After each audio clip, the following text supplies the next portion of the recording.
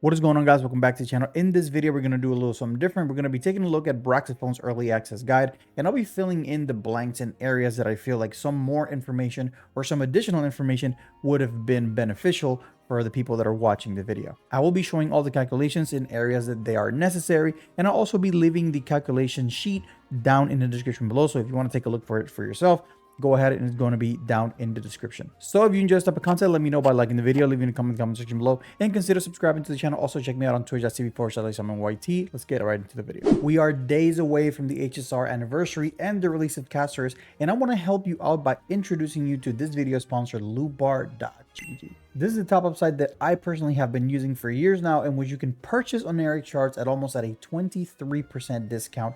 And the process is very simple. All you have to do is select the pack you want to purchase, enter your game UID and server, make sure this information is correct. And once you confirm your purchase, you should receive your Jades directly in your game in about 1 minute or so.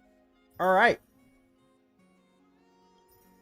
What? It's really that simple, fast and easy. And since HSR is resetting the top-up bonuses for the first time top-up in the anniversary, you actually get twice the reward for the same price and same amount of discount. So click the link in the description, save a lot of money, get twice the amount of Stellar Jades for the HSR anniversary using lootbar.gg. I'm going to start by saying that I'm not going to go over the entire 31-minute video. I'm going to skim through the important parts and insert my information and my thoughts wherever I feel like they would be necessary for somebody who's considering pulling for this character. Let's get right into it. Crit damage as possible. We're running HP Boots, HP Orb, and HP Rope. This is because Castorice is an HP scaler, but she also is so heavy HP scaling that HP actually outdoes quantum damage in basically every single scenario. And this is very much true. I'm going to show the calculations about how that works. So the quantum planar set right here, as you can see in this, I'm going to make it bigger for y'all. But the quantum planar set compared to the HP planar set, it's 4.1 or 4.2 million. If you round this up, it's about 4.2 million damage throughout the run or throughout the damage window compared to 3.5 million. That's a 600,000 damage decrease or loss just by running a quantum planar over the course of the run.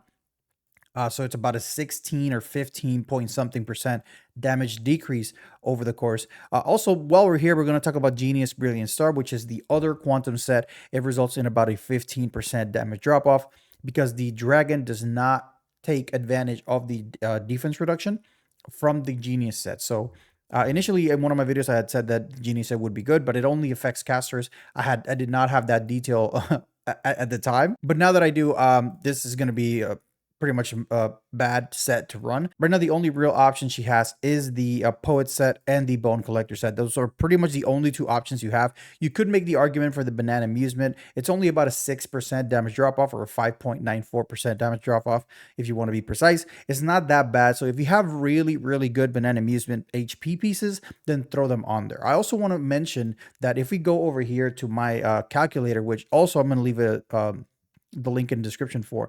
If we go over here to my calculator, this is a Castorice team build with Tribi, RMC, and Gallagher, which is the preferred free-to-play or low spender option, I guess. If you take a look at the damage here, we have... Oh, wait, let me go back here. If you take a look at the damage here, we're going to swap this over back to HP, right? We have a crit damage, chest, HP boots, HP rope, HP orb.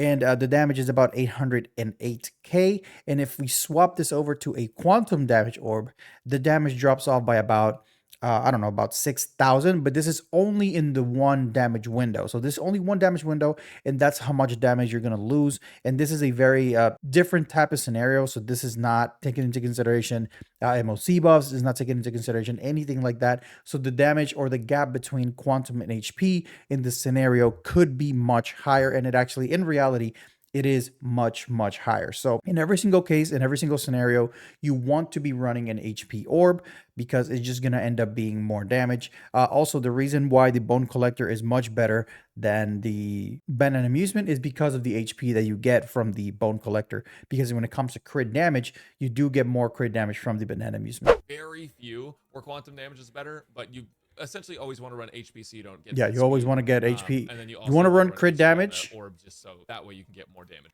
Also, with the chest, there is a lot of contention when it comes to, and I'm pretty sure Braxphone mentions it in the video as well, that when you run a crit damage chest, you are very likely to be really close to having 100% crit rate. I had the discussion with some people in my comments that were saying that running the crit rate chest is a waste because you're going to end up overcapping, and for the most part, that is true. But for people that are just new to the game and that have very low relic quality, like myself and my new free-to-play account, a crit rate body is going to be very beneficial for me because just from the body and the set, we already have about 60 something plus herself, plus the regular crit rate that we get.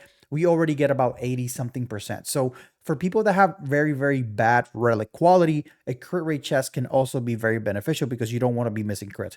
If you have better or one or two relics that have really good crit rate substats, then you can swap over to a crit damage chest. But and for the most part, people that have been playing for a while, people that have been farming for preparing for casters, probably already have a good set. So for the most part, people will go for the crit damage chest. But I'm just going to say that if you have to run a crit rate chest just to get your crit rate closer, you're better off doing that. The closer you are to 100%, the better you are. To make this character an absolute monster. With that said, we are... Yeah, Castorice, it does among the highest damage in the game per damage window and per cycle. The thing is that she's not a character that's designed to clear in 0 cycles. You can do it. She does enough damage to do it.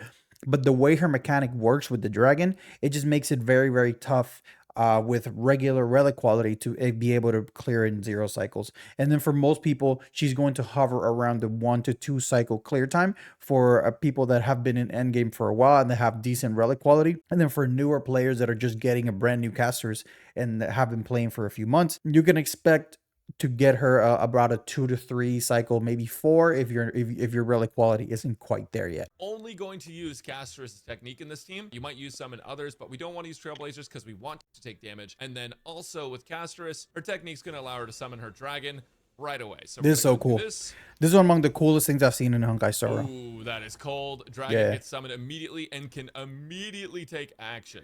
Now, all right, I'm going to skip over to some of the important parts here because I don't want to make this video too long. Each attack that Netherwing does is 25% of its HP. So normally you're going to be able to get about 4 attacks off. Because of the Memory of Chaos buff, you are actually getting 5 off because the Memory of Chaos buff is healing you as you're attacking with the dragon. All right, one important thing, among all the playtesting and all the testing that has been done with this character pre-release, the common or the main consensus is that you want to blow up the dragon as soon as it comes out. You don't want to, you know how the dragon has 3 uses.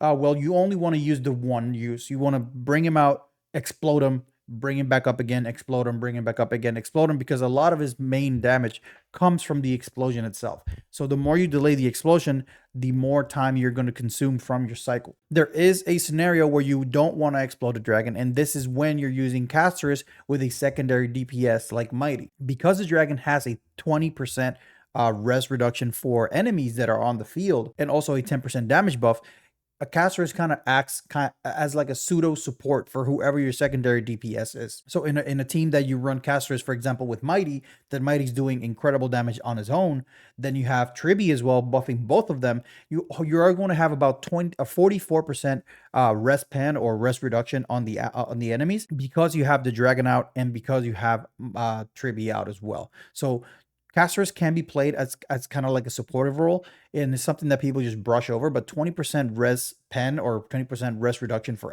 enemies is actually a very, very huge deal. So you actually get a 5th attack, and that is important for later. Basically, if you repeatedly activate it, because each time is 25%, but you can just keep going until he's dead. Every time you attack repeatedly, you actually are increasing the damage multiplier from 28.8% to 33.6, then 40.8, and it stops at 40.8. Now, when it runs out of HP, it actually blows up. Like, it just explodes. All right, so we already know all this stuff, so I'm going to skip a little bit forward.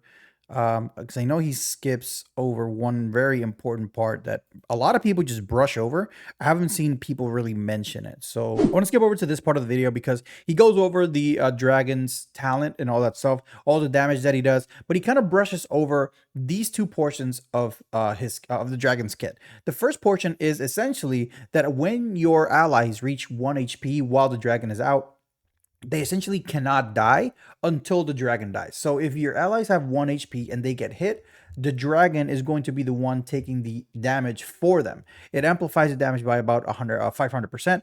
So if you were to take 5 damage, right, then you would take 2,500 damage. The dragon would take 2,500 damage. So essentially the dragon acts as like a secondary HP pool for your team. And then if the dragon ends up dying in that state, then the dragon disappears and then your team just goes back to having 1 HP. So you have enough time to heal again and then keep the fight going. So while the dragon is out, your team is essentially immortal. They cannot die until the dragon dies. So that's something that Brackphone brushed over. He didn't really mention it. And also, he didn't mention that Netherwing, when Sun Netherwing is out, they increase the damage dealt by allies by 10% for 3 turns. It's only a 10% damage bonus, so it's not huge, but it is 10% damage bonus, and it should be mentioned because this is part of the supportive capabilities that Castorice has. That you can do about 4 attacks normally, and then if you have Eidolons or if you're in this MOC, you can do 5 or even up to 6. Well, this is important because there is a major trace that makes it so that every attack you do in a row increases its damage dealt by 30% up to a max of 6. So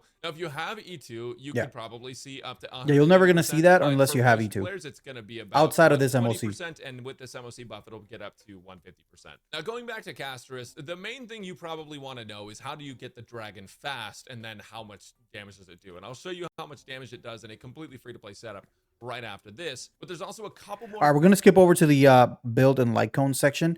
When the character comes out and I have actual access to the character, I'll try to make an actual play style, like how do you actually play this character, because Castorice is one of the more complex characters to play, if I do say so myself. There's a lot of intricacies that you have to deal with. A lot of things that don't make sense as well. That technically it should make sense. Technically they should work, or well, actually they shouldn't work, but they work. But I'll explain that in a future video when I get my hands on Castorice. Okay. Not something that I can show you in battle, but I can talk about it. So if you go over to her traces, she actually has this rather controversial ability. Global passive. A global passive ability, and essentially what it does is her global passive makes it so that if she is on your account in any capacity at all, if she exists on your account, if she's a character you pulled, she doesn't have to be on your team, she can just be you don't have to unlock your backpack somewhere. If a character or multiple characters die on your team once per battle, you can actually revive them. They enter this like cocoon state thing, and essentially their turns keep going as normal, but they have 1 HP. If they don't get healed or shielded before their next turn, they die. But it's essentially a free revive at any given time on any team, up to once per battle. Now, I do want to point out that if it's enemies like, for example, Hule or the Legion, fucking the Strife, all these enemies that hit you more than once, if they kill you and you get the cocoon on the first hit, if they hit you again, you are going to die permanently. So it's not kind of like a end all be all, like the character can't die and then you'll be fine, right? It will only work against certain bosses. It will not work against every boss. If, for example, if you, let's say you get hit by the chorus, you know how they put the dots and stuff like that. If you get hit by them and die, get the cocoon.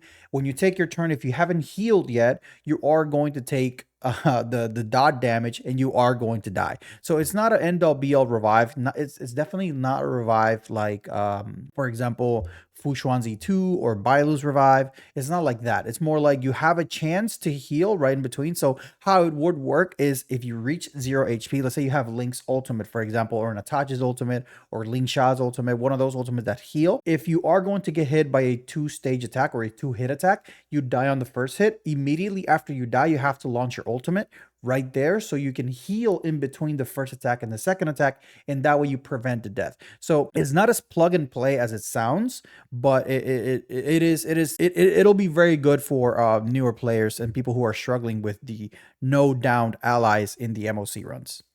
Personally, I don't think this is that strong. I think if Revive was super strong, then more people would be playing Bailu. Ideally, you just don't die in the first place, right? But it can be helpful for some people. Personally, I think the concept of a global passive is terrible for the game, because if this ever appeared in some sort of form, like a damage percent or like a res pen global passive, that would be bad. But as far I agree with Brackphone 100%, and I'm actually surprised that they let this video go out with that in there, because Braxiphone just pretty much speaking his mind right now. And I don't know, maybe Hoyo just doesn't care that he's saying that. He's not really bashing them, as like he's not bashing Hoyo, but he's saying that this is not good. And then if it comes out in a different capacity, then it could be very, very bad for the game. So I'm actually very surprised that Braxiphone brought it up in this video, because they have to review the content creator experience server footage. They have to review these videos before they put them out. So Hoyo did see this video and said it's good, put it out, you know? So I'm actually very surprised that Braxiphone left that in there. Props to you, bro. Like, props to you. As far as this one goes, it's pretty much respect for Braxiphone. Braxiphone. Effect. I'm not a fan, but it does exist, and I want to be objective about it, so I'm talking about it. The other thing to mention is light Good cones. shit, bro. Now, Good shit. I did use the Battle Pass light cone here, but the best in slot for her is obviously going to be her own signature light cone. Now, this thing is pretty dang strong, but the main reason that you'll feel the difference between this one... I have a full video on her light cone situation, and just as a really small recap, we are going to go over her light cones right here. So in my video, I went over it. So if you want to watch the full breakdown of Castorce's light cone situation, it'll be in my link in the description, or in my channel, you can find it. But essentially, comparing everything to her signature light cone, at S5 Battle Pass light cone, you have about a 16 or 15.21 damage increase. The S1 is about a 20% damage decrease. The Flame Blood Blaze My Path is going to be the Mydei light cone, which is about a 21% damage decrease. Time Waits for No One. This is Bailu's light cone, which is about a 24% damage decrease. Something Irreplaceable is Clara's signature light cone, which is about a 26% damage decrease. Victory in a Blink is the free light cone that we get from completing the story, the one that most people have on RMC. This is this one. It's about a 30% damage drop off. And then Genius's Greetings is another, I think this is a Herta Store or MOC shop light cone that we have. Compared to the S1, it's about almost a 31% damage decrease. Now, if we were to do it backwards, the S1 is about a 41% increase from the best free-to-play option, which is Victory in a Blink. Is the only free-to-play option. This Victory in a Blink. So all in all, it's about a 40 or 35% damage decrease from the free-to-play option. From her best free-to-play option, or the only free-to-play option that she really has, it's about a 35% damage decrease. So her light cone situation is very, very bad. So hopefully in the future they release an event light cone who is geared towards Remembrance Path, who is based on HP, and then casters can take advantage of that.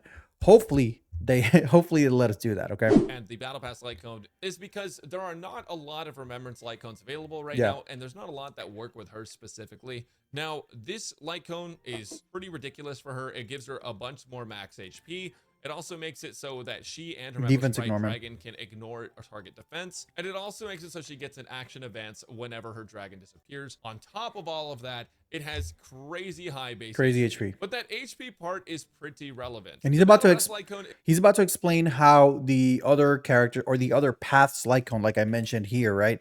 How Mydei's light cone, or Bailu's light cone, or Clara's light cone, which are definitely not Remembrance light cones, how these light cones are able to perform pretty much better than the free-to-play option. And this is simply because of base stats. If you look at base stats, Flame Blood Blaze, which is Mydei's light cone, has the highest base stat light cone in the game. Time Waits for No One has pretty high base HP, and Something Irreplaceable also has pretty high base HP. In between here, we have Fu Xuan's light cone, which has the same base HP as Time Waits for No One, but I don't think many people are going to have Fu Xuan's light cone. And Blade's light cone has, I think, the same amount of HP as Time Waits for No One as well. So if you have Blade's light cone, Fu Xuan's light cone, it'll be the same as this. Obviously, if you have Mydei's light cone, then, you know, this is going to be a little better. But aside from that, is going to be the Battle Pass light cone is going to be the next best option that you have there, but it's not really a free-to-play option. And then obviously her S1 is the best. By the way, this is a very good time to bring up that I will be giving away 2 premium Battle Passes. And for those of you who saw the 3.2 update, for you to get a premium light cone from the shop, you are going to get them from the Battle Pass. So I'm going to be giving away 2 premium Battle Passes to one person. We already did one giveaway yesterday on yesterday's stream. So please follow me on Twitch if you want to be a part of all of these giveaways. There will be more Castorce giveaways on the stream, and they will happen live over at twitch.tv iSUMMON YT. So make sure you go there, follow me, and then stay tuned. We're gonna be doing a lot of giveaways, guys. Castorice's schemes are actually, I mean, she has quite a bit of flexibility. Not Yeah. all of it is free to play, but a lot of it is. So the team that I showed you today was Trailblazer, Castorice, Pela. So for E0S1 Castorice, her best current team is it's a 1 extra cost. So this is pretty much her best team at E0S1. It obviously it costs you the character Castorice, her light cone, and then having Triby. A lot of people pull for Triby. Triby's an insane character. If you haven't pulled for Triby and you want Castorice, then you might consider Triby on the rerun because it's an incredible character. But aside from Triby, her best support by far is going to be RMC. You can control the action advance. The mem support applies to her and the dragon, even though it doesn't make any sense that it does, but it does. So you can get the mem support on her and the dragon, even though you can put it up whenever. It doesn't really matter. I don't understand how that works, chat. Okay, I tried to make sense of it. It doesn't make any sense, but it is what it is. That's how it works. RMC incredibly strong with Castorice. And also Gallagher. I want to explain something about Gallagher and in contrast to Luocha, because people are saying that Luocha heals more than Gallagher, and therefore he is the best healer for Gallagher. I mean, for casters. Well, yes, Luocha would generally heal more than Luocha. The thing is that Luocha's heal triggers only once per enemy that you hit, right? Or once per action. Let's put it that way. If Luocha has his field and Castorice hits everybody, Luocha's healing triggers once. Gallagher triggers once per enemy hit, because if every enemy has Bazzoted, Castorice is going to trigger healing out of all 5 or 3 enemies. So the more enemies that you're fighting, the better Gallagher's healing is going to be, and is going to supercharge the dragon in a way that Luocha just can't compete with it. Oh, well, he does compete with it. He's pretty good. He's pretty close, but he's not as good as Gallagher, at least in my testing, at least in my opinion, and other people's testing as well. That's why Gallagher is pretty much everywhere that you see Castorice. Also, because Castorice's HP is so high, Triby's going to absorb that, and then Triby's actually going to do a fair bit of damage. So Castorice, Triby. I want to interject here and say that characters like Triby and Ruan Mei, for example, that provide extra res pen, when you pair that up with Castorice's or the zones or the domain expansion res pen, you get about 45 and 44% res pen or res ignore, and that is a very hefty damage increase. That is where most of Triby's damage contribution to Castorice comes from. Even though she does have a 30% vulnerability, the 24% res pen coupled with the 20% res pen that Castorice has on her own is very strong. Good combo. And the same thing would apply to Ruan Mei. Also, I want to point out that for Ruan Mei, there's been a common misconception saying that her ultimate doesn't work with the dragon. And I have made my due diligence. I have asked around. I have tested it myself. And it is a visual bug. The damage numbers line up to where the res pen is being applied, but the buff doesn't show up. And this is on the live server, right? On the beta server and on the content creator server, I think they would have fixed it by now. I hope they would fix the visual bug, but the res pen is there. The damage lines up with it. So it is there. It's just a visual bug. You're not going to see the little symbol for Ruan Mei's ultimate, but the damage or the res pen is being applied. Trailblazer, Castorice, very good combo for that true damage. And then Gallagher is just my goat, and I'll explain that. Gallagher's everybody's goat. Gallagher's probably one of the worst characters that that Hoyo released on their end. There's like, oh, we released this 4-star character, nobody's gonna like him, and he's been kicking ass ever since he came out. He's such a good character. You can run Pela if you don't have Triby. Trailblazer, I think you should just always run with her if you have the option to. Sunday also works, which some people disagree with, but the reason he works is because his buffs are just so good, and the action forward is going to mean more energy gain for Castorice and more dragon.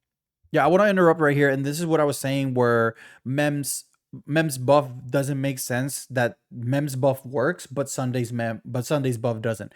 If you go and read Sunday's buff, it literally says the target and the target's memo sprite are awarded Beatified. Now, it would make sense that if you get Beatified to the target and there is no memo sprite, then obviously you don't, the memo sprite doesn't get the Beatified, right? So that would make sense, but that's necessarily not how it works. Well, that's how it works for Sunday, but for Trailblazer, mem support just says action advances one target ally and gives them mem support. That's it. That's all it says. It doesn't mention a single thing about memo sprites, but somehow if you give the mem support to casters and then summon a dragon, the dragon has mem support, and it doesn't make any sense that it works for Trailblazer and it doesn't work for Sunday. So hopefully this is another instance of where it is a bug, and then they should fix it. So it either should apply to both, or technically, according to the logic, it shouldn't apply to either because the dragon is not there yet. Hopefully they fix it. Hopefully they make Sunday work the same way Trailblazer does, because if they do that, then it's going to be a lot more comfortable. But to get around this, all you have to do is just ult after you ult with Castorice and immediately ult with Sunday, and then the dragon should get it. You have the ability to hold your ultimate because Castorice does not use regular energy, so you're already wasting the energy, so you're not going to waste more energy by doing that. So I just wanted to interject and say that there. Ruan Mei is honestly a little worse than Pela from my experience, but if your Pela is occupied elsewhere,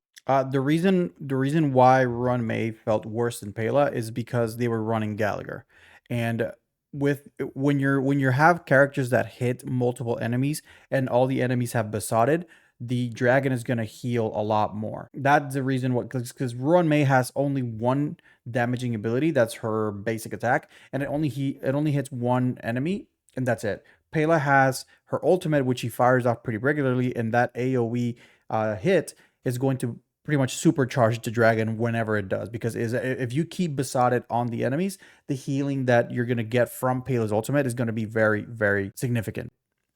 and you got that free Ruan Mei, she can also slide in with Castorice too. But if I guarantee that if you run Luocha and Ruan Mei, you're probably going to be if you probably run Luocha instead of Gallagher, you're probably going to end up being better by running Ruan Mei instead of Pela.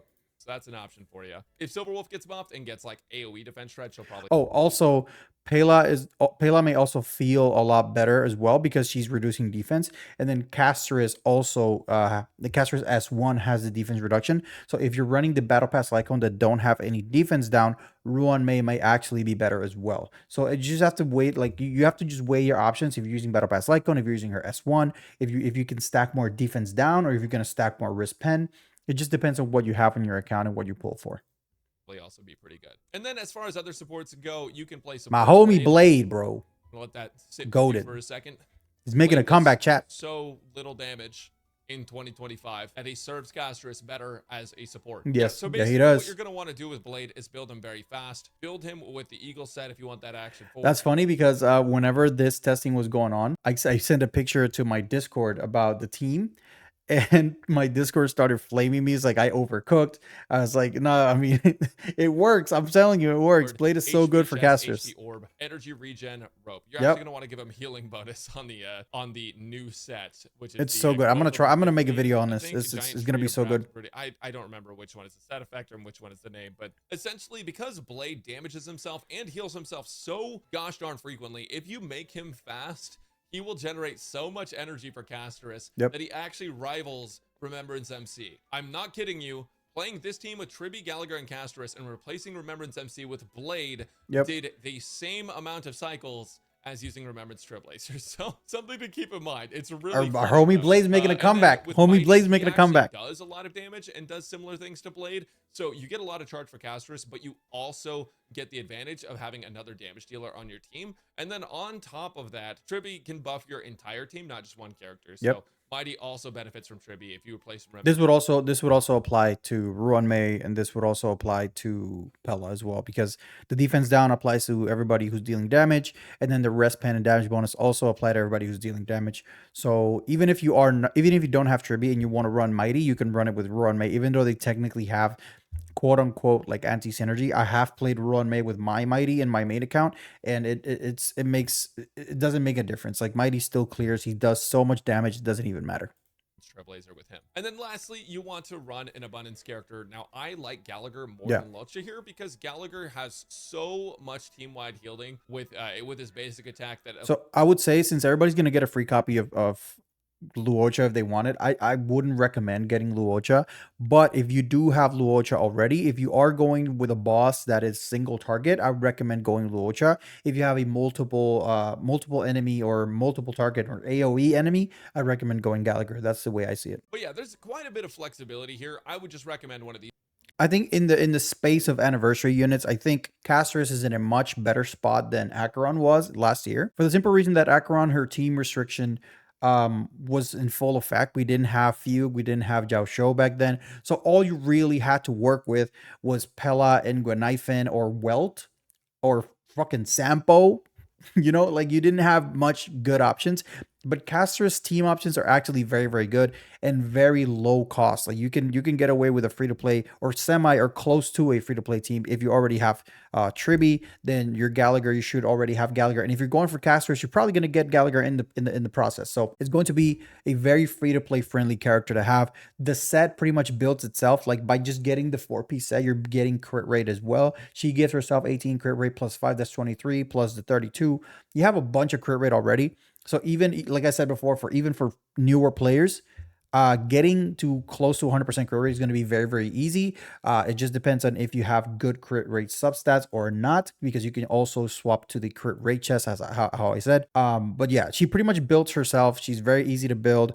All you really need to invest in is in herself, like getting the character and then possibly getting the Lycone or the Battle Pass Lycone. All right, now he's going to talk about the Eidolons, but for this, I'm not going to explain what they are. Essentially, the E1 deals more damage the less HP the enemies have, and it can yield you about 24% extra damage. The E2 gets you 2 extra uses of the breath and action advances Castorice the first time you use it. It can yield you a minimum of 16% extra more damage, up to 65 if you can use all of the breaths. The E3 is just skill ups. The E4 is just extra healing for the entire team, which is going to supercharge Castorice even more. And then the E6 is going to give you essentially 3 extra bounces on the explosion. It's going to give you 20% rest pen extra. And Castorice is going to be able to ignore enemies' toughness regardless of what they are, kind of like Acheron. Essentially, it's very similar to E6 Acheron as well. All right, guys, that's going to be the end of my video. Let me know what you guys think in the comment section below. Let me know if you like this type of content. I'm sorry, I usually have a more in-depth guide with my own thing, not a reaction video. I just haven't had a lot of time. I had a lot of appointments lately. I know you guys don't give a fuck about that, but that's the reason why I just haven't had time. A lot of IRL stuff going on. So let me know what you guys think in the comment section below. And until next time, guys, see ya.